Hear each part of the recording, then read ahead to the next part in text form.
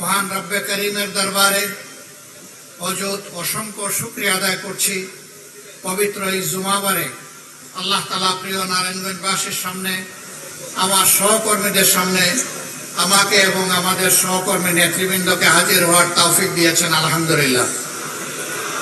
আজকের এই বিশাল কর্মী সম্মেলনের প্রিয় সম্মানিত সভাপতি, নারায়ণগঞ্জ মহানগরীর সম্মানিত আমির, সাবেক ছাত্রনেতা জনাব মৌলানা আব্দুল জব্বার, মঞ্চে বসা কেন্দ্র থেকে আগত সম্মানিত নেতৃবৃন্দ, স্থানীয় নেতৃবৃন্দ, প্রিয় সহকর্মীবৃন্দ এবং সাংবাদিক বন্ধুগণ, জুমাবার একটু পরে ইনশাআল্লাহ আজান আমরা শুনব, মসজিদের দিকে আমরা রওনা করব। অল্প কয়েকটি কথা বলেই আজকে বিদায় নিতে চাই। আমার বক্তব্যের সূচনায় আমি গভীর কৃতজ্ঞতা জ্ঞাপন করছি 47, 52, 71 এবং 24-এ যারা বুক চিতিয়ে লড়াই করে বিভিন্ন সময় আমাদেরকে স্বাধীনতা, মুক্তি এবং শান্তির সুবার্তা দিয়েছেন। বিশেষ করে 24-এ যারা লড়াই করে শহীদ হয়েছেন, আমি সেই শহীদ পরিবারগুলোর প্রতি গভীর কৃতজ্ঞতা জ্ঞাপন করছি এবং আল্লাহর দরবারে মকবুল শহীদ হিসেবে এই সমস্ত শহীদদেরকে গ্রহণ করার জন্য আরজ করছি। যারা আহত পঙ্গু হয়েছেন, মহান রবের দরবারে দোয়া করে আল্লাহ তাআলা তাদেরকে সুস্থতার নিয়ামত দান করুন। এখন আমরা যারা সরকারে যারা আছেন এবং বিরোধী দলে আমরা যারা আছি, আমাদের মনে রাখতে হবে 24 হয়েছিল বলেই 26 সালে বাংলাদেশে একটা নির্বাচন হয়েছে। 24 যদি না হতো, 26 সালে বাংলাদেশে কোনো নির্বাচন হওয়ার কথা ছিল না। সুতরাং যাদের রক্ত এবং ত্যাগের কারণে আজকের এই সংসদ, সরকার, বিরোধী দল, তারা যদি এই সমস্ত শহীদ পরিবার, আহত পঙ্গু ভাই বোনদের প্রতি অবজ্ঞা এবং উপহাস করেন, অবহেলা প্রদর্শন করেন, এটি নিজের সাথেই গাদ্দারির শামিল হবে। আমরা অনুরোধ করব, এই সমস্ত লড়াকু যোদ্ধাদের অবদানকে কেউ যেন খাটো করে মেহরবানি করে না দেখেন। সম্মানিত বন্ধুগণ, এই নারায়ণগঞ্জবাসীকে আমরা আন্তরিক অভিনন্দন জানাই। বিগত নির্বাচনে হাজার জালিয়াতি, সন্ত্রাস, কালো টাকার ছড়াছড়ি, ভয়ভীতি প্রদর্শন, হাজার জাতের মেকানিজম, ইঞ্জিনিয়ারিং, সব কিছুকে উপেক্ষা করে আপনারা 11 দলীয় ঐক্যকে একটা আসন কমপক্ষে আপনারা উপহার দিতে পেরেছেন। এই জন্য আপনাদেরকে অভিনন্দন। আমরা বিশ্বাস করি নির্বাচন যেভাবে সুষ্ঠু হয়েছিল, তার ভোট গণনা এবং রেজাল্ট যদি, ফলাফল যদি সেইভাবে সুষ্ঠু হতো, অন্য আসনটিতেও অবশ্যই জোটের বিজয় হতো। হ্যাঁ, বিজয় ছিনতাই করে নেওয়া হয়েছে। আমার সম্মানিত সহকর্মী উদাহরণ দিয়েই বলেছেন কিভাবে নেওয়া হয়েছে এবং কারা এর রাজ সাক্ষী। তারপরেও কেন আমরা এই রায় মেনে নিলাম? অনেকের আমাদের উপরে অভিমান, আপনারা এই রায় মেনে নিলেন কেন? আমরা তাদেরকে বলেছি 17.5 বছর দেশ ছিল স্বৈর শাসনের কবলে। এরপরে একটা নির্বাচন হয়েছে। নির্বাচনে তো জনগণ ভোট দিয়েছে। নির্বাচনের আগে তো বাসে, গাড়িতে, লঞ্চে, রাস্তাঘাটে, রাজপথে, সব জায়গায় একই আওয়াজ উঠেছিল, দাড়ি পাল্লা, দাড়ি পাল্লা। একদিনে 2টো ভোট হয়েছে। একটি সংসদ সদস্য হিসাবে নির্বাচনের ভোট, আর একটি সংস্কার পরিষদের সদস্য হিসাবে গণভোট। আমাদের অবস্থান সুদৃঢ় ছিল, আমাদের মার্কা এবং গণভোটে হায়ের পক্ষে। বর্তমান সরকারি দল প্রথমে হায়ের পক্ষে ছিল না, তারা চুপ ছিল, নীরবে নীরবে তারা ন্যায়ের পক্ষে ক্যাম্পেইন করেছিল। এরপরে জনরোষের মুখে পড়ে তাদের নেতাও কমপক্ষে একবার শহীদ আবু সাইদের এলাকায় গিয়ে বলতে বাধ্য হয়েছিলেন, 12 তারিখ 2টি ভোট, একটা গণভোট আর একটা জাতীয় সংসদের ভোট, আপনারা গণভোটে হাতে ভোট দেবেন। আউয়াল ওয়াস্তে আখের একবারই তিনি বলেছেন, কিন্তু তিনি তো সেই দলটির নেতা। বর্তমানে সংসদে তিনি হচ্ছেন সংসদ নেতা, প্রধানমন্ত্রী, সরকারের প্রধান, বাংলাদেশের প্রধান নির্বাহী। তিনি এই যে বললেন কথাটা, সেই গণভোটে যে 66.8% মানুষ ভোট দিল, 66.8%, তাদের ভোটের মূল্যটা তিনি কি দিলেন? তিনি শপথ নিয়ে এই গণভোটকে অস্বীকার করলেন। তার সহকর্মী যাকে বলা হয় তিনি সর্বমন্ত্রী, সব মন্ত্রণালয়ে তিনি আজানও দেন, একামতও দেন, মাঝে মাঝে তিনি সংসদে ফতোয়াও দেন। তিনি বলেছেন নির্বাচনটা যাতে হয়ে যায় এই জন্য আমরা এগুলা বলেছিলাম। লজ্জা! একটা সংগঠনের শীর্ষ জায়গা থেকে যদি জনগণকে এইভাবে ধোঁকা দেওয়া হয়, তাহলে রাজনীতি এবং রাজনীতিবিদদের প্রতি মানুষের আস্থা থাকবে কেন? মানুষ কেন রাজনীতি এবং রাজনীতিবিদদেরকে বিশ্বাস করবে? আমরা ওই রাজনীতি করি নাই, আমরা ওই রাজনীতি করব না। আমরা সংসদে নোটিশ দিয়ে 68 বিটিতে আলোচনা করেছিলাম, গণভোট যেন হারিয়ে না যায়, গণভোটকে যেন সম্মান দেখানো হয়। আমরা বলেছিলাম যারা জনগণের রায়কে সম্মান করে না তারা কখনো গণতন্ত্রপন্থী হতে পারে না। গণতন্ত্রের দাবি হচ্ছে বেশিরভাগের রায়কে সম্মান করা। যেহেতু বেশিরভাগ জনগণ, প্রায় 70% জনগণ হায়ের পক্ষে ভোট দিয়েছে, অতএব সরকারকে এই রেফারেন্ডামের যে সংস্কার প্রস্তাব সবগুলা বাস্তবায়ন করতে হবে।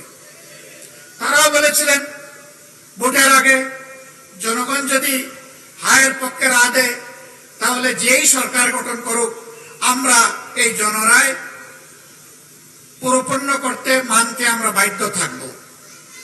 এখনো আহ্বান জানাই, সময় আছে, ফিরে আসেন, রেফারেন্ডাম মেনে নিন, মানুষের রায়ের প্রতি সম্মান দেখান।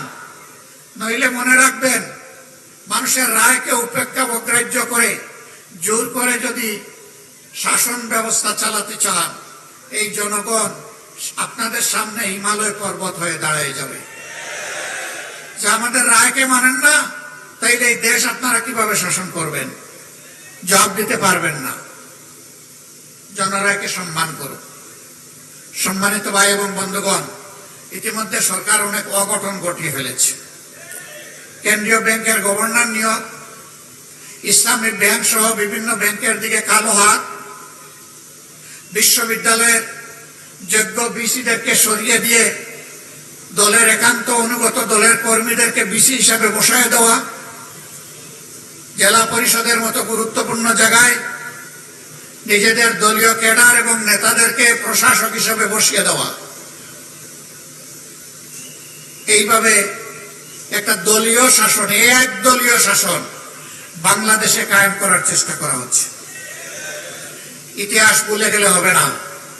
শেখ মুজিবুর রহমান সাহেব একদলীয় বাকশাল কায়েম করেছিলেন না, অর্ধ বছরও ক্ষমতায় থাকতে পারেননি এরপরে। সুতরাং একদলীয় শাসনে দেশের মানুষ মেনে নেবে না।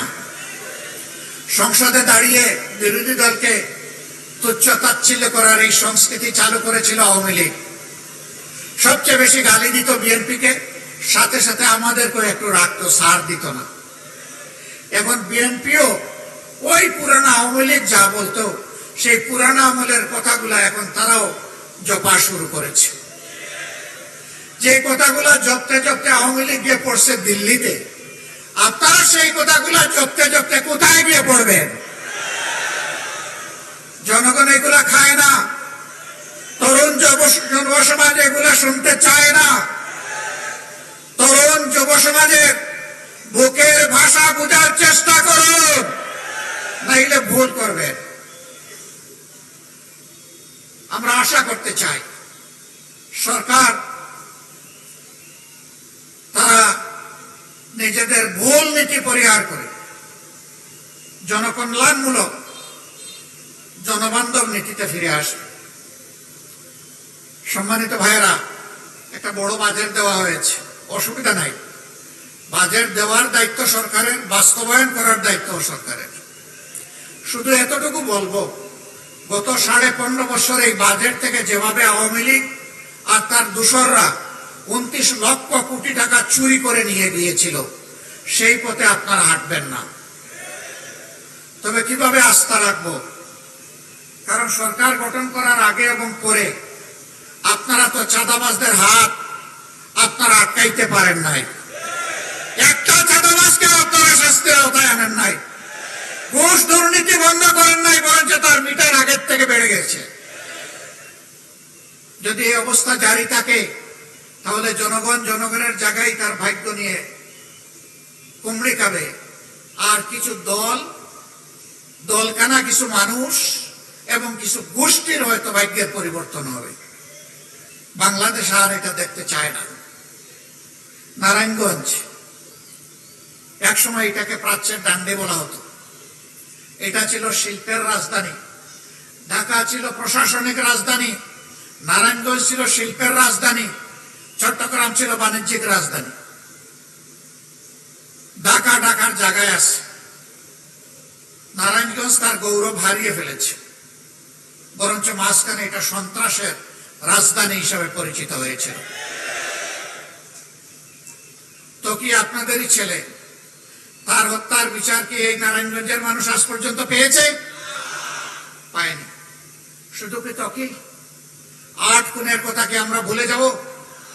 এরকম দফায় দফায় ছোপ রক্ত আর খাড়ি খাড়ি লাশ এই নারায়ণগঞ্জে উপহার দেওয়া হয়েছিল। এবং কোন নেতা হুঙ্কার দিয়ে বলতেন খেলা হবে। এখন কার বিরুদ্ধে খেলতেছেন? এখন কোন মাঠে খেলতেছেন? এখন কি তারা নারায়ণগঞ্জে আছে? এখন কি আর বলে খেলা হবে? হুঙ্কার দেওয়া ভালো নয়। অহংকার আল্লাহ তাআলার চাদর, আল্লাহ তাআলা পছন্দ করেন না এটা নিয়ে কোনো মানুষ টানাটানি করুক। অহংকারীরা তাদের কিছুটা পাওনা পেয়েছে, বাকি পাওনাটাও তারা পাবে, এটা দেশবাসী দেখতে চায়। নতুন করে ওই রকম কোন গডফাদার এখানে তৈরি হোক, আমরা এটা চাই না। কিন্তু মানুষের মনে বোবা কান্না। আমি এখানে আসার আগে নারায়ণগঞ্জের বিশিষ্ট কিছু ব্যবসায়ী বন্ধুদের সাথে বসেছি। একটুখানি সময় তাদের কথা শুনলাম। কি যেন একটা আতঙ্ক তাদেরকে তাড়া করছে। তারা বুক বড় করে মুখ খুলে কথা বলতে চান না। তাদের চোখের ভাষা বোঝা যায়, কিন্তু টুটের ভাষা অস্পষ্ট। শেষ পর্যন্ত একজন নিরাপত্তা ভেঙে বলেই ফেললেন, আমরা ভালো নেই। এই চাঁদাবাজরা ভালো থাকতে দিচ্ছে না। এই চাঁদাবাজ কারা, কোন দলের? নারায়ণগঞ্জবাসী আপনারা এদেরকে চিনেন কিনা? দলের নেতা হয়ে বলা হবে আমরা দুর্নীতির টুটি চেপে ধরব, আর ঘরে ঘরে চাঁদাবাজদেরকে লেলিয়ে দিবেন। কথার সাথে কাজের মিল নেই। আবার তারাই আমাদেরকে কুটা দেন, হাজার জাতের কুটা। আমরা নাকি কোথায় জান্নাতের টিকিট বিক্রি করেছি। আচ্ছা, আপনারা কেউ কি জান্নাতের কোনো টিকিট বিক্রি করেছেন? আপনাদের কাছে কি কেউ কোনো জান্নাতের টিকিট বিক্রি করেছে? আপনারাও বিক্রি করেন নাই, আপনাদের কাছেও বিক্রি করেন। জান্নাতের টিকিট কারা বিক্রি করেছে? যারা ইলেকশন করতে গিয়ে বলেছে এই মার্কায় ভোট দিলে আপনারা জান্নাত পাবেন। সেই ভিডিওগুলা কি হারিয়ে গেছে? হারিয়ে যায় না। কারা বিক্রি করেছে? বলেছে অমুক নেতার নাম ডেইলি 100 বার নিলে আপনি জান্নাতে যাবেন। তারা আরেকটা অগ্রসর হয়ে বলেছে আমাদের অমুক নেতার নাম নেওয়ার আগে উযু করা লাগবে। এই কথাগুলি কি আমাদের নেতারা কেউ বলেছেন? কর্মীরা কেউ বলেছেন, আপনারা কেউ বলেছেন, কেউ বলে নাই। তাহলে বিষয়টা কি? বিষয় হলো চুরের মার বড় গলা। এক চুরের কাহিনী শুনেছিলাম, গরু চুর। সে গরু চুরি করে নিয়ে আসছে। মালিক ধনী না, গরিব মানুষ। খবর পাইছে অমুক জায়গায় তার গরু দুটো আছে। আর সে এসে শুনছে যে ওই চুরের একজন বৃদ্ধ মা আছে। সে বাড়িতে গিয়ে মায়ের পায়ে ধরছে, ধরে বলে, মা, আমি একজন গরিব মানুষ, আমার 3টে সন্তান, 5 জনের পরিবার, আমি বর্গা চাষ করে মানুষের জমিতে যা একটু পাই তাই দিয়ে চলি। আপনি আমার মায়ের মতো, আমার একটু মায়া করেন, দয়া করেন। ওই কি দয়া করবো, কি মায়া করবো? যে আপনার ছেলে আমার 2টা গরু নিয়ে এসেছে, আমি ধার দেনা করে কিছু টাকা নিয়ে এসেছি, একটু এইগুলা রেখে আমার 2টা গরু দিয়ে দেন। কয়ে, বেটা, তোমার মাঝে কিন্তু বিচার ইনসাফ নাই। কয়, মা, আমি কি বেইনসাফি করলাম? ওই যে, আচ্ছা বলো, আজকে তুমি কত টাকা নিয়ে এসেছো? তো সে সামান্য একটু টাকার কথা বলছে। তো জিজ্ঞেস করতেছে, আমার ছেলেটা যদি ওখানে হাতে নাতে ধরা খাইতো, তাইলে তাকে কি 2-1টা কম দিতা? তখন তো লাথি ঘুষি দিতে দিতে মেরেই ফেলতাম। সে তো ভাগ্য বলে চলে আসছে, এখন 16 আনা পাওনা দিয়ে তার কাছ থেকে নিতে হবে, 1 টাকাও কম দিলে মানব না। এরই বলে চুরের মার বড় গলা। অন্যের সম্পদের উপর যারা লোলুপ দৃষ্টি ফেলে, এরা চোর, এরা চুরের চাইতে আরো খারাপ। আমরা বলি ভিক্ষা কর, ভিক্ষা যদি তোর কিছু না থাকে। ভিক্ষা করা হারাম নয়, অভাবের তাড়নায় ভিক্ষা করা জায়েজ, কিন্তু চুরি এবং চাঁদাবাজি সর্বাবস্থায় হারাম। মদের উৎপাদনকারী, মদের সংরক্ষণকারী, বিপণনকারী কারা এই সমাজের মানুষ জানে না। আগে যারা ছিল তাদের হাত বদল হয়েছে। আগে বিভিন্ন জায়গার দখলদারি, হাট বাজার মহাল যাদের ছিল, এখন জাস্ট হাত বদল হয়েছে। এমনকি আগে যে সমস্ত ব্যাংক ডাকাতরা বাংলাদেশের ব্যাংকগুলো থেকে হাজার হাজার কোটি টাকা লুণ্ঠন করেছে, ওদের ব্যবসাগুলো এখন কেউ না কেউ দেখাশোনা করছে। আমরা কি তাদেরকে চিনি না? জনগণ সময় মতো জবাব দিবে ইনশাআল্লাহ। প্রিয় ভাইরা, আমরা চাই না আমাদের প্রিয় নারায়ণগঞ্জ এই অশান্তি এবং চাঁদাবাজদের কবলে পড়ে থাকুক। আমরা এই নারায়ণগঞ্জকে একটা স্বচ্ছ, পরিচ্ছন্ন, একটা মর্যাদাশীল নগরী হিসাবে দেখতে চাই। আপনারা চান কিনা? ড্রেনের পানি দিয়ে ওযু হবে? ভালো মানুষ ছাড়া এই নগরী গড়া যাবে? এমন মানুষের প্রয়োজন হবে যে আল্লাহকে ভয় করে, যে মানুষের হকের দিকে তাকায় না, হাতও দেয় না, বরঞ্চ যার হক চৌকিদারি করে তার হক তার হাতে পৌঁছে দেবে। সেই মানুষ ছাড়া কি আমরা শান্তির, অগ্রগতির, নিরাপদ নারায়ণগঞ্জ নগরী গড়তে পারবো? পারবো না। শত বাধা উপেক্ষা করে আমরা অসৎ নেতৃত্বের পরিবর্তন ইনশাআল্লাহ বাংলাদেশে করব। সৎ নেতৃত্ব কায়েম করব। নেতাদের কপাল বড় করার জন্য নয়, গড়ার জন্য নয়, বরঞ্চ জনগণকে তার অধিকার ফিরিয়ে দেওয়ার জন্য। এই নারায়ণগঞ্জ মহানগরীতে আমরা দাবি করি অনতিবিলম্বে অনির্বাচিত প্রশাসক সরিয়ে দিয়ে এখানে নির্বাচন দেওয়া হোক। আগামী নির্বাচনে ইনশাআল্লাহ জনগণের দল বাংলাদেশ জামাতে ইসলামী এখানে ক্যান্ডিডেট দেবে। আপনারা কি চান? কে সত্যি আপনারা চান? আলহামদুলিল্লাহ, আমরা আজকে আপনাদের কাছে সেরকমই একটা মানুষ উপহার দিয়ে যাচ্ছে। বাংলাদেশ জামাতে ইসলামের কেন্দ্রীয় কর্ম পরিষদ সদস্য, নারায়ণগঞ্জ মহানগরীর আমির, কিশোর জীবন থেকে তিলে তিলে যিনি সৎ চরিত্র ধারণ করেছেন, যার চোখে স্বপ্নে মানুষের কল্যাণ, আমরা সেই আপনাদের প্রিয় মানুষ, প্রিয় জননেতা মৌলানা আব্দুল জব্বারকে এখানে আমাদের পক্ষ থেকে আগামী সিটি কর্পোরেশন নির্বাচনে মেয়র হিসাবে প্রার্থী ঘোষণা করছি।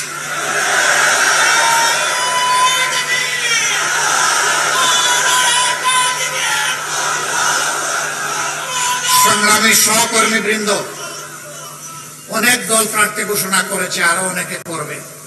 আমরা সবাইকে সাধুবাদ জানাই।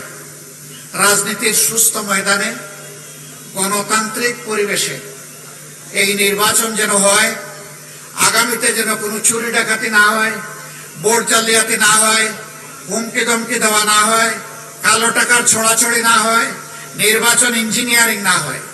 সুষ্ঠু নির্বাচন হলে আমরা বিশ্বাস করি নারায়ণগঞ্জবাসী একজন সৎ, দক্ষ, যোগ্য, পদাবিরু মানুষকে ইনশাআল্লাহ তাদের নেতা হিসেবে নির্বাচিত করবে।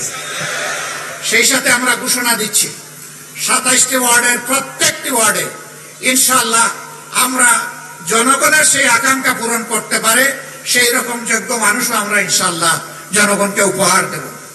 আমরা আপনাদের সহযোগিতা চাই। এখন থেকে জনগণের কাছে এই দাওয়াত, এই আওয়াজ নিয়ে যেতে হবে যে দেশ গড়তে হলে সুন্দর নারায়ণগঞ্জ, নিরাপদ নারায়ণগঞ্জ, শান্তির নারায়ণগঞ্জ, অগ্রগতির নারায়ণগঞ্জ, শিশুর নারায়ণগঞ্জ, বৃদ্ধের নারায়ণগঞ্জ, মায়ের নারায়ণগঞ্জ, ভাইয়ের নারায়ণগঞ্জ, শ্রমিকের নারায়ণগঞ্জ, ব্যবসায়ী নারায়ণগঞ্জ, সেই নারায়ণগঞ্জ যদি আমরা করতে চাই তাহলে অবশ্যই সৎ, যোগ্য এবং পদাবিরু মানুষদেরকে আগামীতে নির্বাচিত করতে হবে ইনশাআল্লাহ। আপনাদেরকে মোবারকবাদ। যারা এখানে এসেছেন, শহীদ পরিবারের সম্মানিত সদস্যবৃন্দ সহ এখানে বাংলাদেশ ইসলামী ছাত্র শিবিরের কেন্দ্রীয় সভাপতি এসেছেন নুরুল ইসলাম সাদ্দাম, আমরা সবাইকে আন্তরিক অভিনন্দন জানাচ্ছি। প্রিয় নারায়ণগঞ্জবাসী, আমরা আপনাদের সাথে আছি, আপনারা ইনশাআল্লাহ আমাদের সাথে থাকবেন। আল্লাহ হাফিজ। বাংলাদেশ জিন্দাবাদ। বাংলাদেশ জামাত ইসলামী জিন্দাবাদ। আসসালামু আলাইকুম ওয়া রাহমাতুল্লাহ।